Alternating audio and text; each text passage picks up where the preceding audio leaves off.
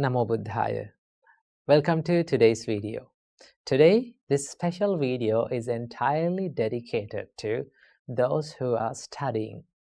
Now, one of the most frequent questions that I get asked in the comment section is, Bante, I'm studying and my mind is distracting all the time, and how to focus on studying? Well, today, let's discuss about this distracting mind. Okay, and also I'm going to share with you few tips where you can practice in while you're studying to help to focus your mind on studying. So without any further ado, let's get into these tips. Now, while you're studying, have you ever found yourself daydreaming? Right? Sometimes we sit down to study and we just turn our book on and we start to study, and after a few minutes, what happens to us? We just get distracted, right? We just start daydreaming. Trust me, when I was studying, when I was at home, before I became a monk, when I was studying, I used to daydream a lot. Okay, I used to get distracted a lot. So it is very difficult. I know it is very difficult, and it's very hard to focus our mind to studies because we live in a world where there are many distractions. So what we can do about this distracting mind, and how can we focus on our mind on our studies? Well, there are certain things that you can do, and one of them is, the first thing that I want to share with you today is that I would like you to write down what you become distracted. Okay, this is something that you get heard rarely. Okay, so let's say like this: you're studying, okay, and you turn over the book and you started studying. And sometimes the same thing happen. What is that? Daydreaming. Okay, it's okay. Let it happen. Okay, once you know, and once you identify that you are daydreaming, and once you found yourself that you are daydreaming, what do you have to do? I want you to take a pen or a pencil and take a blank paper and write down that thought that you became distracted. For an example, while you're studying, sometimes we used to think about foods a lot. Okay, so what do you have to do? Write it down. I got distracted about thinking about biryani. Okay, something like that. Or sometimes we become distracted thinking about the past experiences, the things that happened in the past. Okay, so what do you have to do? Write it down, jot it down on a paper. Now, why should we do this? Because most of the time, we are not aware of what we are thinking. When we become distracted and when we daydream, we don't know what is going in our mind. We don't know what we are thinking. We just jump into that stream of thoughts and we just flow down. So what do you have to do? When you write that thought in a piece of paper, right? It's like you're identifying that thought, right?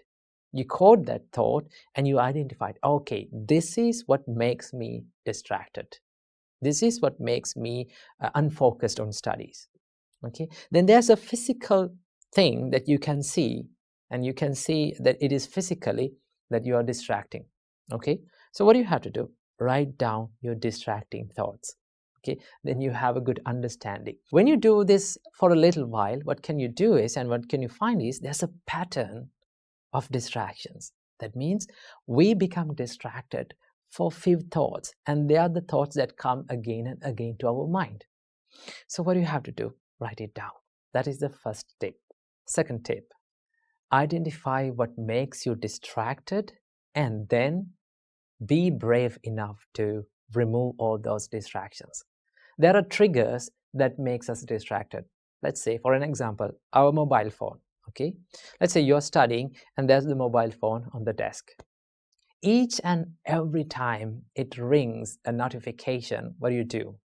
We take our mobile phone and we check what it is.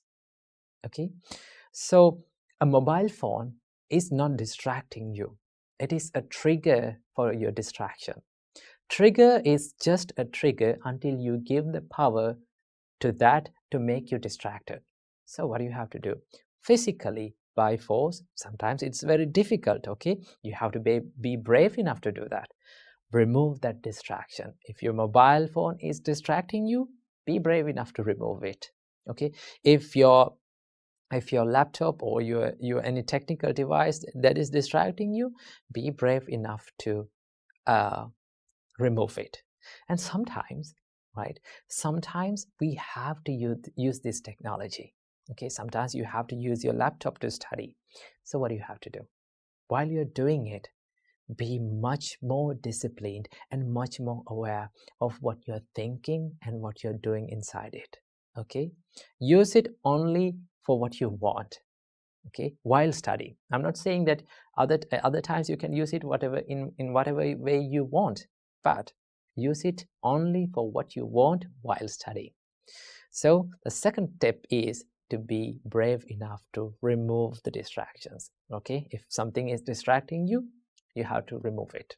Tip number 3, do not study for long hours continuously. I can still remember when I was studying and when I was at home, I can still remember I used to make these schedules and timetables to study for 2 or 3 hours continuously. You know, it is not productive. So what you can do? You can study for short time intervals. Maybe like, let's say 25 minutes. Okay, you can use 25 minutes to study. Okay, and then take a little bit of a break and then again study. And while you're studying, what you have to do, you have to jot down and you have to write down all those distracting thoughts.